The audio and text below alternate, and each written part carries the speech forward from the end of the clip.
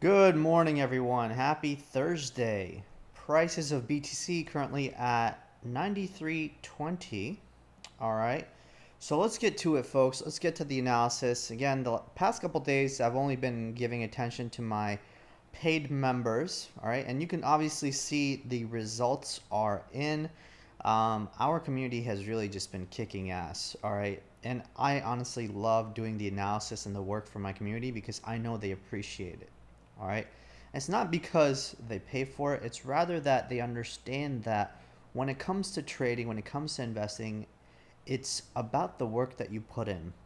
Okay, how much time and effort and diligence you have to sort of perfect this craft that is trading. It truly is a skill. And if you don't work on it, just like anything in life, you're not going to do a good job at it, right? So the thing is, with my community, I've been helping them understand how I find trade setups, and I've been doing this past couple days for free as well. If you've been paying attention, all right, you may have caught some of these trade setups and you may have made some money. Again, I can never give you this information based on financial advice. I can just tell you this is what I'm doing. And if you want to follow, you'll follow. And if you go off and venture on your own and you sort of FOMO enter trades or you panic sell or panic buy, that's your fault because you have no idea how to be patient in this market, where to set stops, where to be able to, set target profits, etc. Okay? So first things first, I want to show you guys in our short term, I'm sorry, the short trading channel in leverage. All right, here is where I got into the trade. Okay, 94.50, price was over here. Okay, when this spike up happened. All right, so I want to show you guys exactly where that is. Okay, so that was over here. All right, and I entered around this particular area. And everyone thought that, okay, it looks like we're going to break up, we're going to rip through this thing, go to $9,600, $9,800. But I'll explain again why I thought this thing was going to hold and why I knew it was going to break down. Okay? So I took a trade right there. All right? And when prices started falling and falling, I moved my stop down in profit. Okay? And then my first target profit hit around $9,100.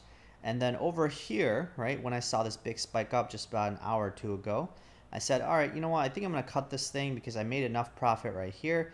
I didn't get to take this profit down here because I was driving yesterday. I was busy. But I got to, shave off some profit again at 9,300.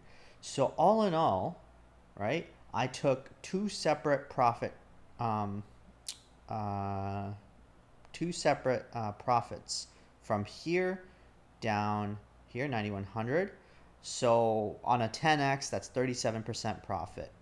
Okay, so then 9300 was my next marker, so around right there. All right, so that's a 16% profit.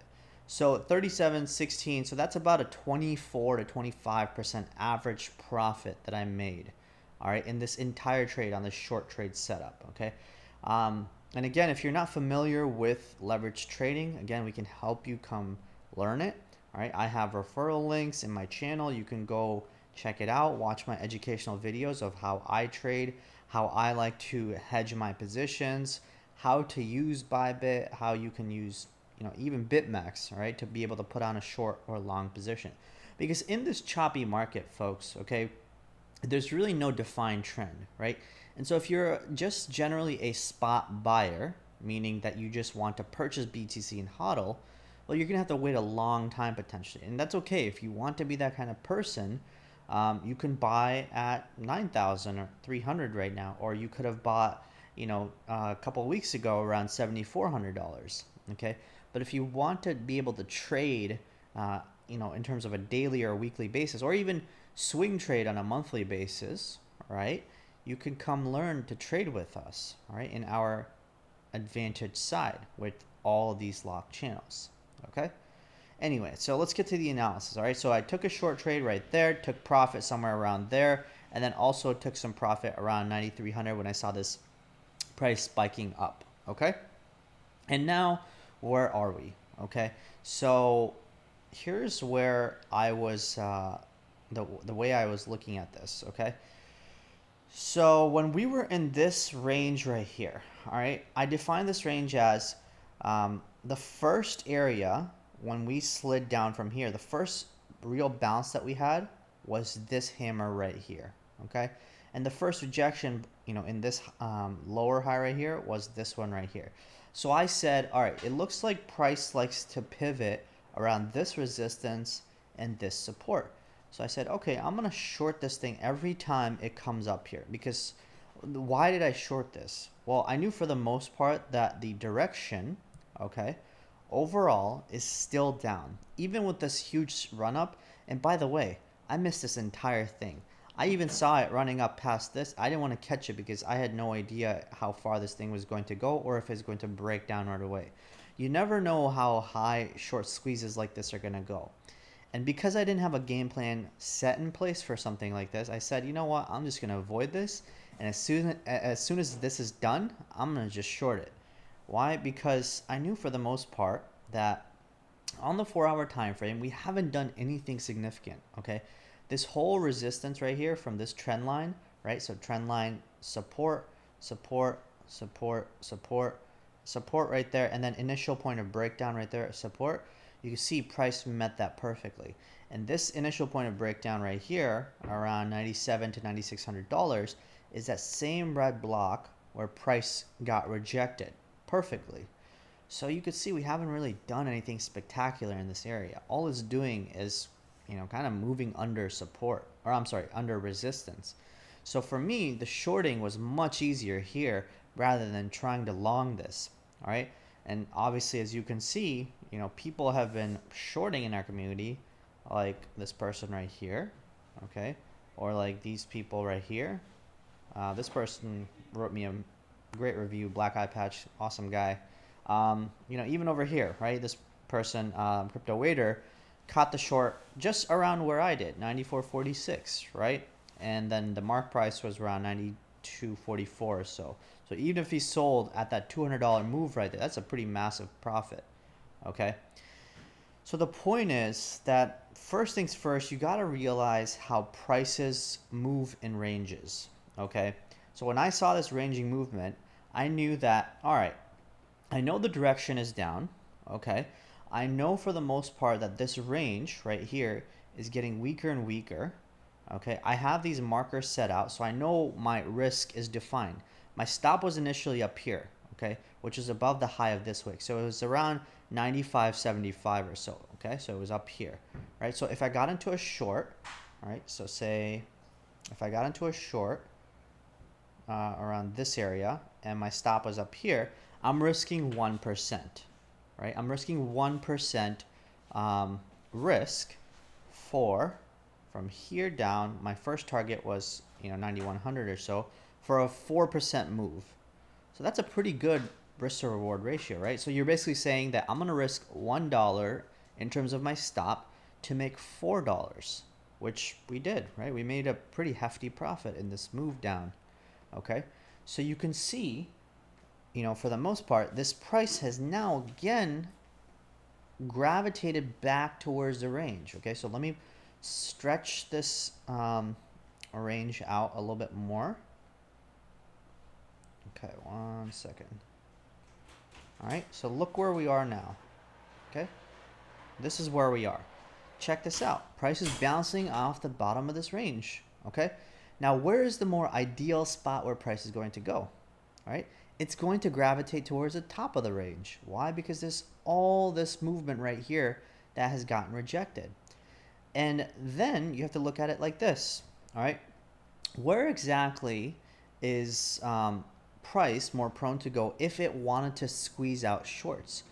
Well, if the price was looking to move to an area where it wants to squeeze out shorts, you look above the high of the wicks, just above the high, okay? So potentially it's this area right here, all right? This area right here is probably going to be the area where price is going to push up into. How do I know that? Because after this move right here, like that, we had a lower high, okay? And then just, torpedoed down. So more than likely, people have some stops set above this wick right here. So if price pushes up into this green block, I'm going to make this red. Okay, if price pushes up into this red block right here, so around $9,500, that means you've basically stopped out a lot of short positions. And then price can then resume its trend back down. Okay, so now let's look at the bigger picture. All right, get rid of this here, visibility, not the 4 hour. Okay, so now I'm going to look at this. Okay, I'm going to say, all right, where exactly on smaller time frames will price want to come down to? Well, I think price, for the most part, it will try to come down to this order block right here. Okay, and I'm going to make this green. Okay, and let's not have this be visible there. All right, and how do I know that? Okay, so if we make a trend line right here, right, this is really the first bounce that we had after the sell-off, right? So we had a bounce, stop out some shorts. This is, anything under this white trend line right here is just a deviation of the price, okay? So you can see some wicks poking under the white trend line, even this one right here, right? All this deviation tells me is that these are, stop runs on the longs, okay? Because for the most part, anything under this white trend line, people are trying to short for no reason, which is stupid from, in my opinion, or what they're doing is they're setting their stops, just at this below this wick right here, and they're getting stopped out right there, stopped out right there, and stopped out right there. So now price has an easier path to push back up, stop out some shorts, and then push back down. So what I foresee, and not trying to predict this, but this is clearly visible by technicals. Here's that high, lower high, another lower high, and then another potential lower high right there, right? But I think now that we've poked into this just below this white trend line right here, I think we're going to push up a little bit more into that block that I just told you about, this red block up here around 9,500, okay? And the way I see that happening is kind of like this, all right? So we've had this hammer, right? We've had this, pretty decent sized bullish candle. Either we're going to get this kind of candle right here, which is going to be a big push up and then a fast rejection. Because look, we're already at 93.14. We just need $200 move, which is very easy for BTC to do, especially when you just run up the market real fast. People crowd into the trade. They go long for no reason, right near resistance, and then price comes back down. And it pulls down like this, and then it just sells off. Okay? So for the most part, 4 hour time frame is defining the range between this high right here around 9,600 and then this bottom right here around, let's just say 9,000. Okay, and you can see we've touched it once, twice, 3 times, 4 times. Okay, so for the most part, I expect price to push up, squeeze out those shorts, come through, break this down, and then when we get back down, I expect price to come down to this. Where'd it go? No, I'm going to go on the hourly. Sorry about that. I expect price to come down to this green block. All right, and I'm going to explain to you why I expect price to come down to that green block, okay? So this green block, you can see this red candle right here, right? This was the last bit of consolidation that we had. So when we had price run up from $7,400, right? Over here, we flagged sideways for about 4 hours and then boom, pushed up massively, almost like a $2,000 move, okay? So very little consolidation here. So that means that for the most part, there's probably some buyers sitting in this area. They want to defend this area. So once this white support gets weakened, I expect this block to get hit. Okay, and that's around $8,600 to $8,700. Okay, so watch out for this area because this will potentially hold longs here, and you could potentially catch a long here with the stop just beneath, so around $8,500 or so. Again, not financial advice, but that would be an ideal situation for longs. For now, I'm just going to be waiting to see what this price wants to do. All right, I've laid out my game plan. I've laid you out markers to watch out for. It's up to you to carry out your plan or do something with it. Okay, do some hard work. All right, draw these trend lines. Figure out if this matches with your bias or with your technicals. In my community, I know I'm going to post analysis through the day. I'm going to let people know exactly what I'm doing. All right. So make sure you know what you want to do. Okay. So I think that's it. That's all I wanted to talk about. Let's see, 4-hour time frame again. Range is defined right there on the 4-hour. Daily, there's really nothing special on the daily. I mean, I think for the most part, this kind of looks like a flag. I know most people are saying that this thing wants to sort of flag right here and break out. I personally think that this thing is going to go like this, maybe pull back a little bit more, and then push back down. In all honesty, I'll tell you guys this, okay? Um, this move right here is definitely unnatural. This is a clear, as day stop hunt for the shorts. And if this is a stop hunt right here, that means that this really wasn't organic buying. All right, this was more or less buying to be able to stop out shorts. So when shorts do go down, all right, the longs don't have to pay as much money or as much BTC to the shorts, because if you're shorting from up here or over here or over here and you just got squeezed out of your position, right? You got liquidated, which we did have $300 million in liquidations between this candle and this top. Okay, so that means that's $300 million essentially less that the longs or the bulls have to pay out when price comes down here or lower. Okay, that's how I like to look at it. Okay, let's check out the weekly real quick. Here's that weekly. Again, nothing really special on the weekly. I mean, even the weekly, I like to look at the resistance on the weekly up here. So unless you get a clean weekly close above 10,400, meaning that you have a full weekly candle opening and closing above this area right here, this weekly candle above 10.4, I still don't consider this to be a bullish weekly chart. Now, again, you can go back on the smaller time frames and say, all right, well, I think on the 4-hour time frame, once we start getting above 97.50 or so, so over here, I don't know where my chart went.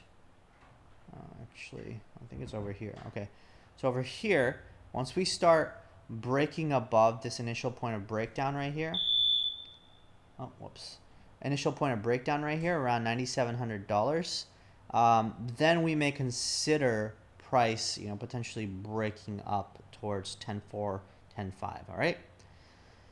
All right, folks, that's it. I'm going to wrap it up. Thank you guys so much for watching. Again, come join Cryptosomniac. There's going to be a Discord link available at the bottom of this video, so click on that. Come join at least the free side, and shoot me a message right here. All right, take care, folks. Cheers.